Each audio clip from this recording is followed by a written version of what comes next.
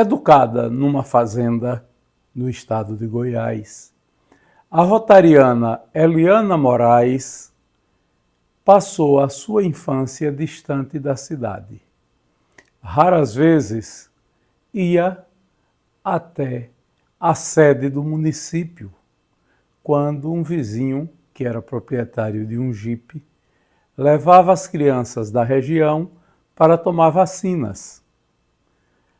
A atividade diária do seu pai era de adestrar cavalos, laçar cavalos selvagens e adestrá-los. E assim viveu Eliana a sua infância, incorporando a cultura do campo. E é esta cultura que aparece no relato sobre a atividade econômica dos seus pais. Bom, essa primeira fazenda onde eu vivi até os 6 anos era uma fazenda grande, para nós, mais de 250 alqueires de terra.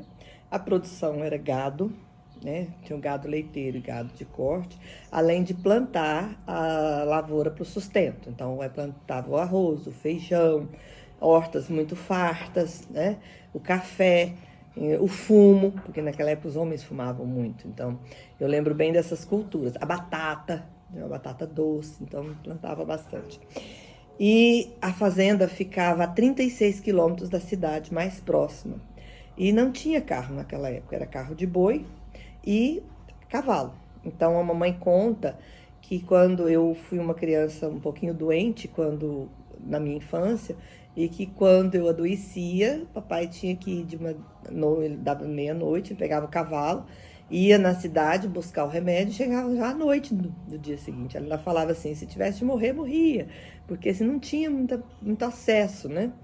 E eu lembro, a gente tinha um senhor, um vizinho lá próximo, ele tinha um jipe, e ele era de São Paulo e ele ia para a fazenda cuidar, ver as coisas lá perto, e ele saía na fazenda levando nós para a cidade para as vacinas, porque os pais não tinham condição de pôr aqueles meninos no cavalo e levar para vacinar. E ele enchia aquele jipe de criança da vizinhança e levava na cidade, vacinava e depois trazia. E era o único transporte que a gente tinha. Eu lembro bem que nós fazíamos visita aos vizinhos. Então, assim, era tudo muito distante. Então, você pegava o cavalo e saía. Hoje nós vamos almoçar lá na comadre fulana. E aí, levantava cedo, montava cavalo, fazia aquela matula, chegava para almoçar. Almoçava, fazia um lanche, voltava e chegava em casa à noite. Então, assim, eram distâncias grandes e tudo era feito a cavalo. Então, a cidade, naquela época, não era muito simples. Quando nós mudamos para próximo de Jataí, numa outra fazenda ali, às margens do Rio Verdinho, também o acesso não era muito fácil, não era muito simples. A gente fazia o transporte de caminhões pau de arara. A gente chama pau de arara. É aquele que passa, né, 2 vezes por semana, né? Eu lembro bem que chegava e passava na porta da fazenda sempre no final da tarde, ia dormir numa outra fazenda, no outro dia, 9 da manhã, passava.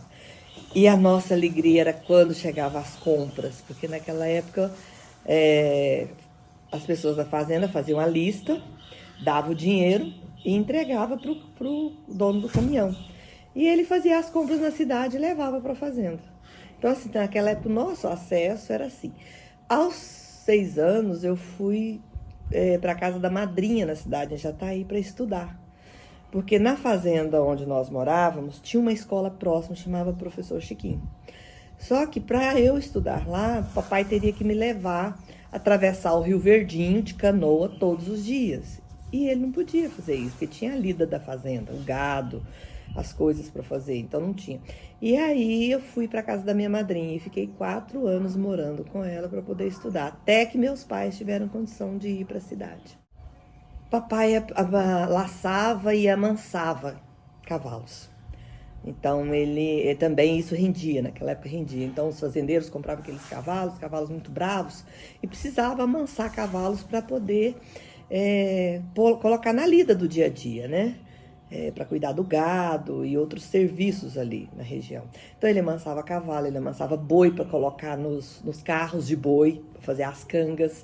Então, organizar os bois, que às vezes nem sempre um dá certo com o outro. Então, esse também era uma atividade que ele fazia.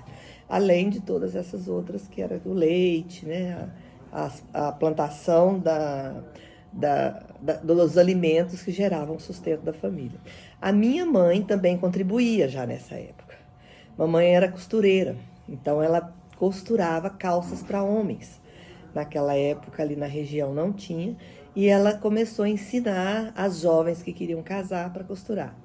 Eu venho de uma cultura que a mulher, ela tinha que saber tudo na casa.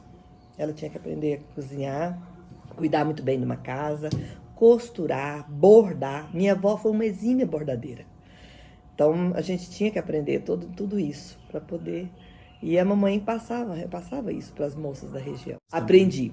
E é interessante, tem um fato interessante, quando eu fiz a 8ª série, com 14 anos, terminei ali a 8ª série, aí o papai falou assim, agora a Eliana vai aprender o corte e costura, e agora pode namorar e casar.